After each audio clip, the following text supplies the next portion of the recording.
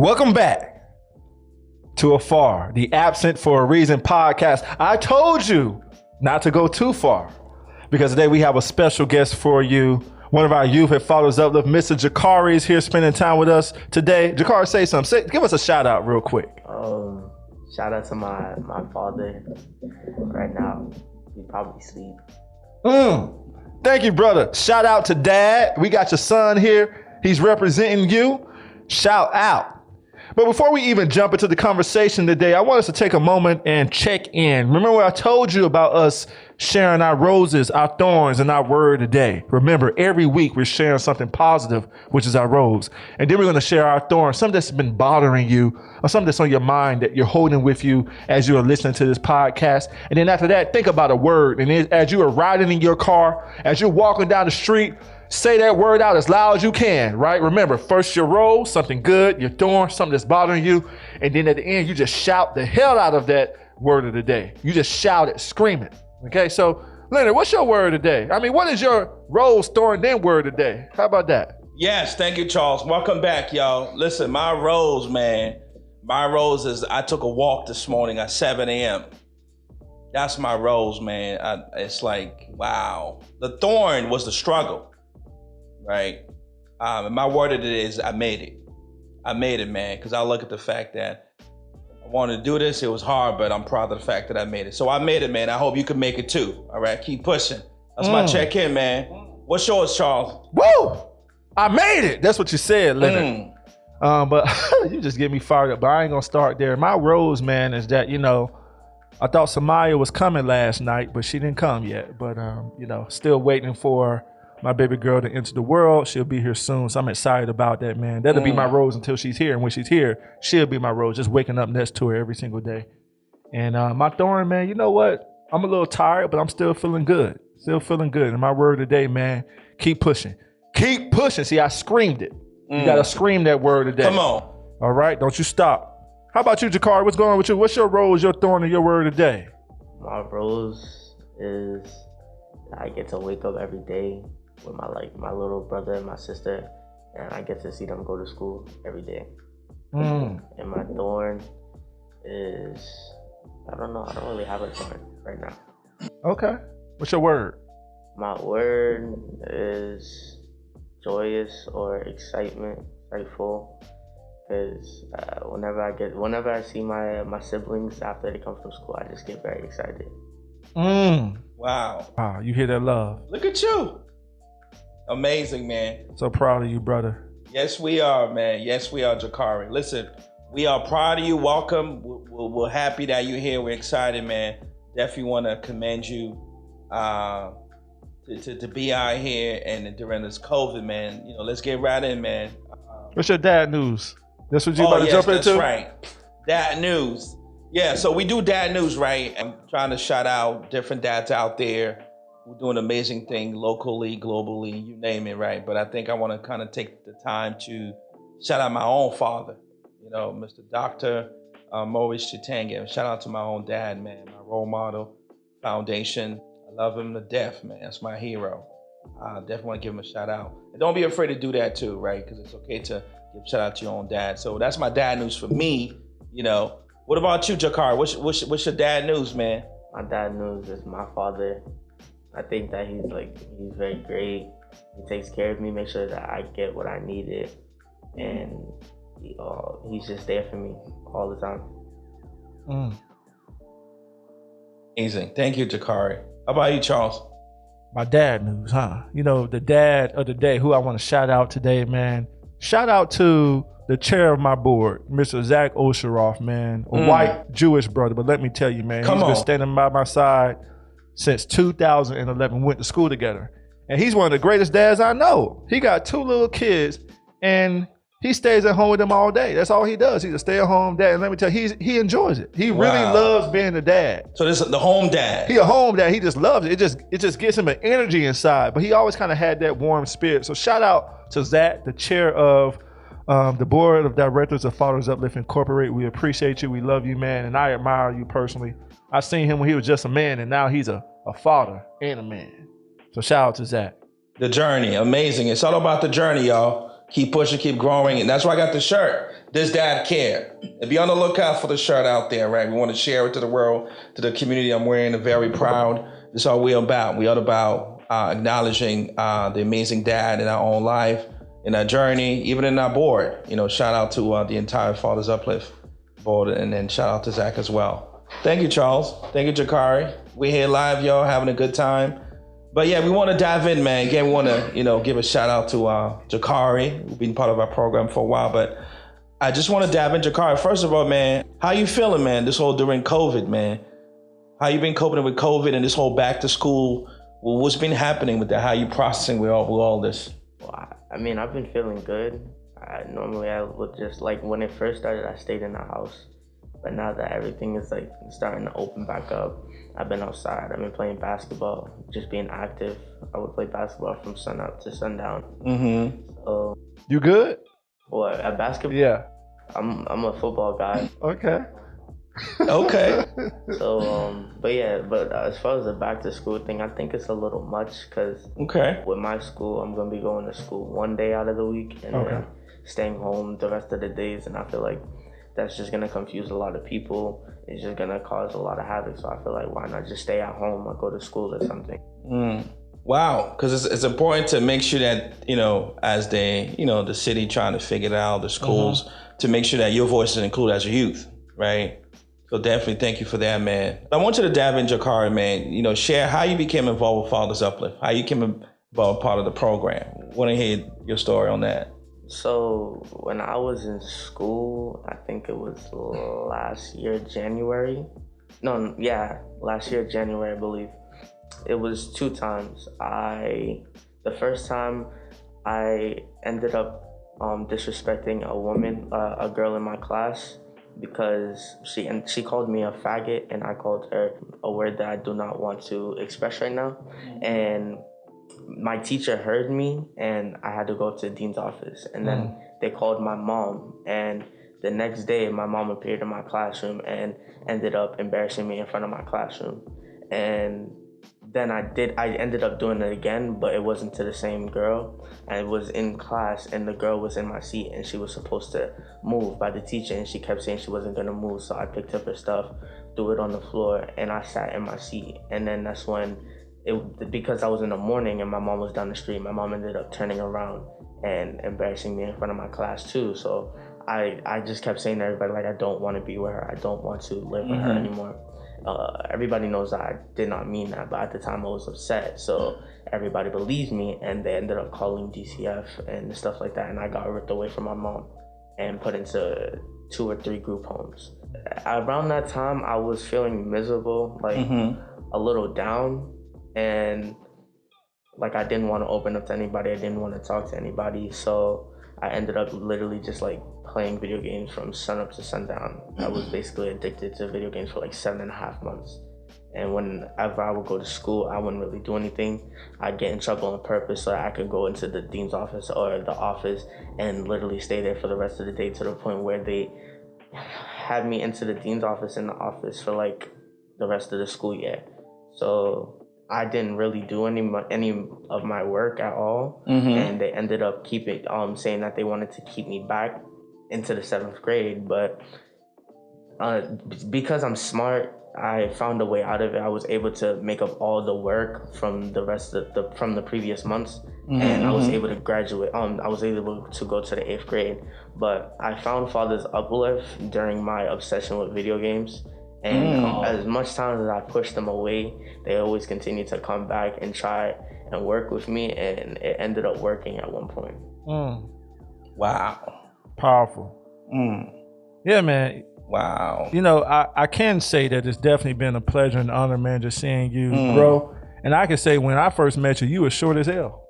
You were short, and now you almost taller than me, man. You were small, so you've been here for a while and you've grown.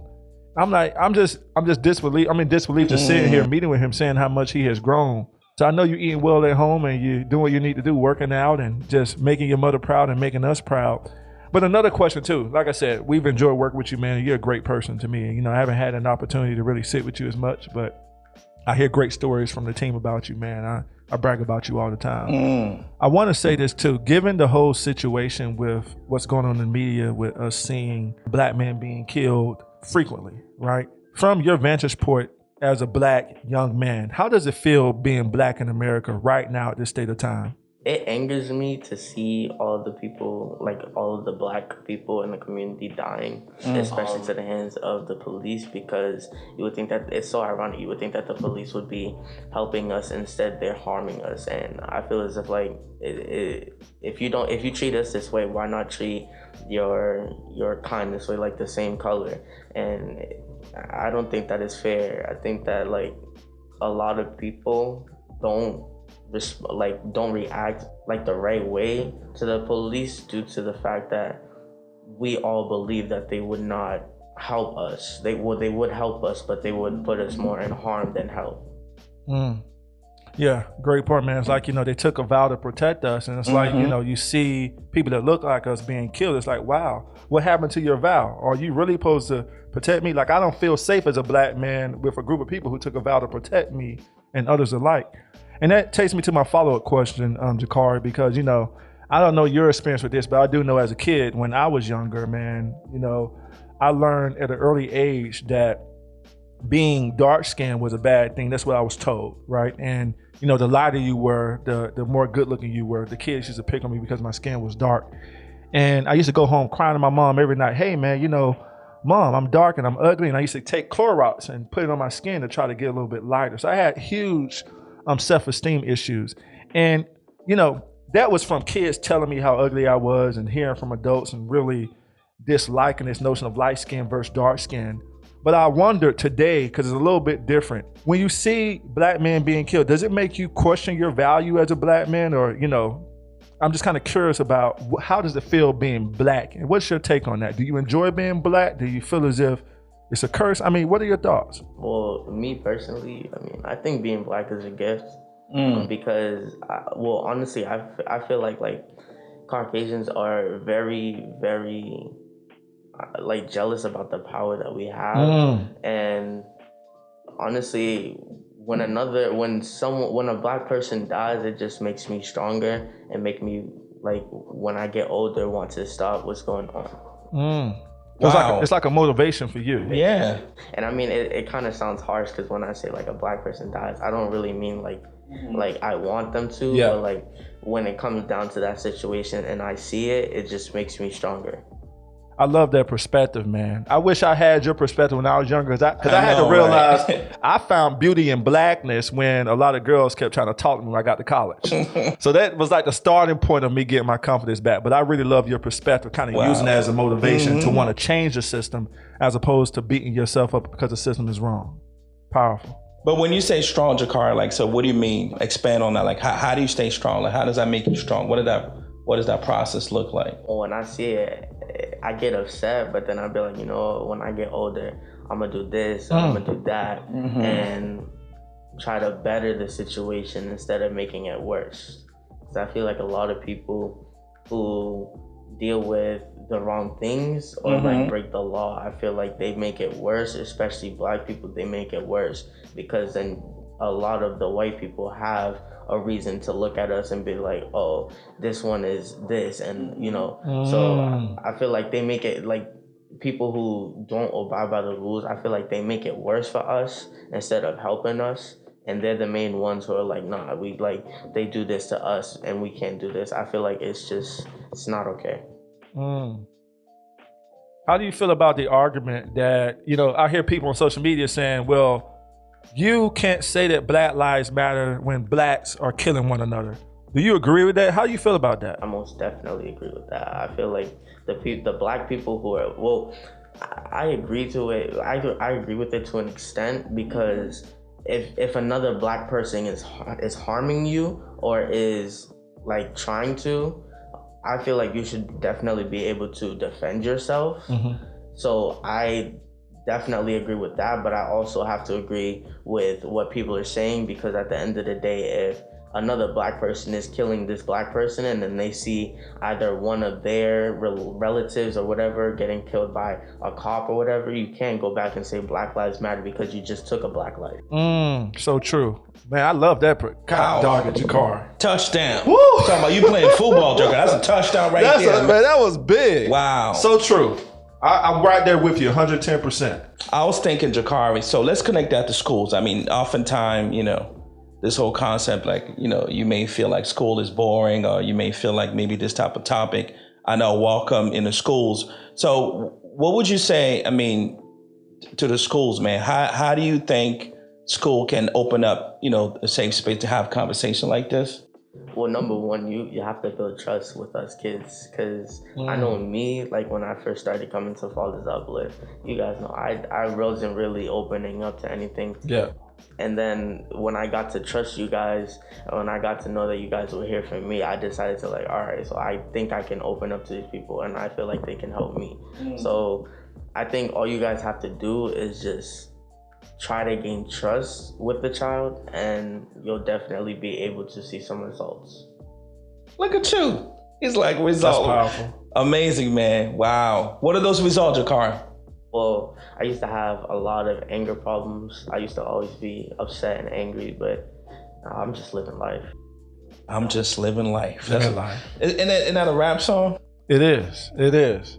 George would know. George is producing, but I don't know. I can't remember. I think it's Biggie Smalls. No? No, it's not.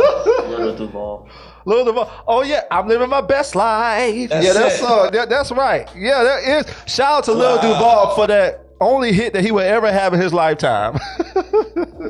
Oh man, listen, Jhakari. Let's dive in, man. And I know, and we appreciate you sharing this, man. This whole concept of being angry and all of that.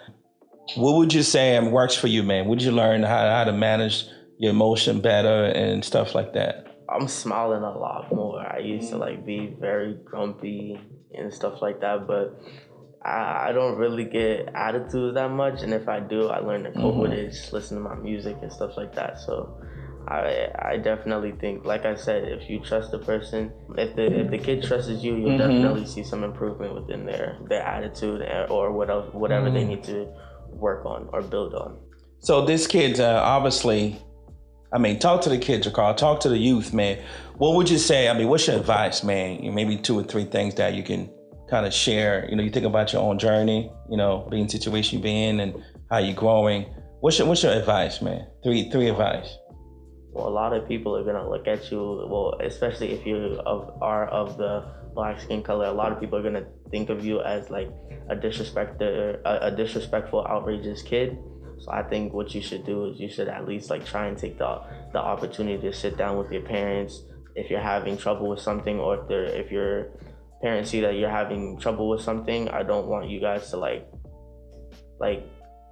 when they try to tell you you need to focus on this, you need to work on that, or if you need to build on this, I don't want you guys to be yeah in your head and listen to it one ear and out the other. I actually want you guys to listen, because what they've been through, what you've done, what you have gone through right now, they've even been through a time when it was really severe, the black and white violence and stuff like that. So I feel just listen to what they have to say, and things will get better for you.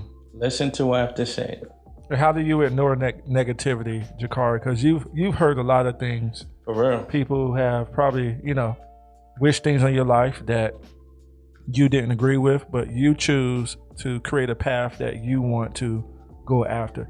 How do you find happiness and stay on your path instead of believing other people who don't necessarily support you or your path?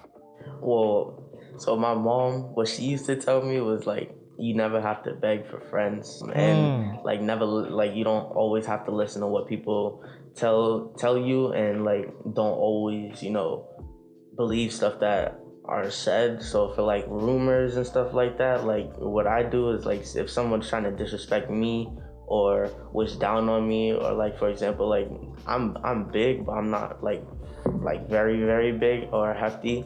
A lot of people call me fat, so instead of getting upset at them, I'll just be yeah, okay, I'm fat. I'll be fat for you. So so it's just, you have to, if something's wrong with you, what I do, like, I reassure myself every day, like, if something's wrong with you or you feel as if something's wrong with you, you always have time to change or you always have time to fix it. So if you don't want to be called this or anything negative and you feel like, okay, he's telling the truth or someone's being disrespectful to you and you really believe it, if you feel like there's something wrong with you, you change it. You don't have other people change it for you. All right. Woo! Man. You change it. Come on, man. You have the power to change. And you don't have to believe the foolishness. Crazy. I love that, Jhakari. We're proud of you, man. It's amazing. You. Every time you talk and I think of how the journey started, man. But listen, man, we're still gonna be here for you, man. You know, I think you're a heck of a leader, man, and people do listen to you. Last thing I want to ask you, I know, you've been home watching movies and stuff like that. What would you recommend, to the people to watch? You was talking about a particular movie you've been watching and you thought it connect to, your journey. Well, yeah, so yesterday, as a matter of fact, I was watching a movie called Prison Song on Netflix. And, so it's basically about like two kids. One of the kids was very smart and he wanted to be a photographer when he grew up. And then the other one, he wasn't a bad kid, but he did the wrong things. And basically, they both went to a juvenile hall because they decided to like use a laser pointer and point it at the police officers. Now, granted, the police officers was white, but I could see the reason why, the police, panicked as much as they did. I don't agree with them throwing them in jail, considering that they was like from like, I think like third grade or like fifth grade, like within that time. I don't agree with you throwing them into jail. But they did do something wrong. I'm not gonna sugarcoat that. They did do something wrong. But anyways, the kid that was like a really good kid, he wanted to be a photographer. He ended up getting out of the juvenile hall. And the kid who dabbled in the wrong things had to stay there. And the photographer, before the photographer left, he said to the boy, if you didn't start wilding out in here, you could have been out with me. And he said, if they're gonna hurt me out there, I might as well get hurt in here. So hold it down for me, meaning like when you're out, send me letters and stuff like that. Like, I want to hear about your life. So he continued to do that up until the boy was released to actual prison. And the photographer, he went through like to numerous group homes, stuff like that. And there was one group home where there was a big bully, and the bully, one time they was on the train and the bully smacked all the photos out of the photographer's hands. And the photographer got upset and they got into a fight, and it was in the train station, and the bully ended up slipping on the train tracks and passed away. And they blamed the black dude for it. They blamed the photographer for it and sentenced him with manslaughter to 15 years to life. Wow. And he didn't do anything. It was, I think they said And how long is this movie, Jhakari? I think it's like an hour and like 20 something minutes. Listen, you giving up for the people to go watch it. Prison Song? Yeah. Listen, man, what was your takeaway of the movie? One takeaway, one lesson. I would say like try not to make yourself noticeable, especially if you've been to juvenile hall. I don't think that you should come out of juvenile hall and then do the same stuff, because that only makes you a bigger target. That only makes people put you on your radar. And I remember when I was in school, a lot of my teachers used to say that. My mom used to say that too, when I wasn't like doing what I was supposed to. Don't make yourself a scene, because you'll be more noticeable in the crowd when something or someone has done something wrong. So I feel like that's like kind of like the takeaway from the movie as well. Awesome. Well, it looks like you heard it from the young scholar himself. We hope that you watch the movie, because I'm going to watch it and try to get my own takeaway. But we don't want to take too much of your time, man. I think that, you're amazing. It's an honor for me and Charles just to see him being with you. You came a long way. And your story mattered, man. Charles, well, what's your message to the world, man? I mean, he's a Jakhari and a young man, a young people. Your story mattered, man. Yeah, I think, Black boys and girls are so resilient, and Jhakari just showed us today that, despite the constant killings of innocent black men on a television screen, he still knows he's valuable as a black boy. And I tell you, that's power, that's resilience. So as we close, Jhakari taught us, hey, just because you see it on the news doesn't mean you have to condone to the belief that you are not good enough or that you're worthless. So please listen to Jhakari, what he told us today. Believe in your value as a black boy, as a black girl, and choose to create your own path and believe that too. Jhakari did it. So can you. So don't go too far. Hopefully we see you next week at AFAR. Thank you, Jhakari. Thank you, Leonard. Thank you. Take care. Thank you. Peace, y'all. Peace.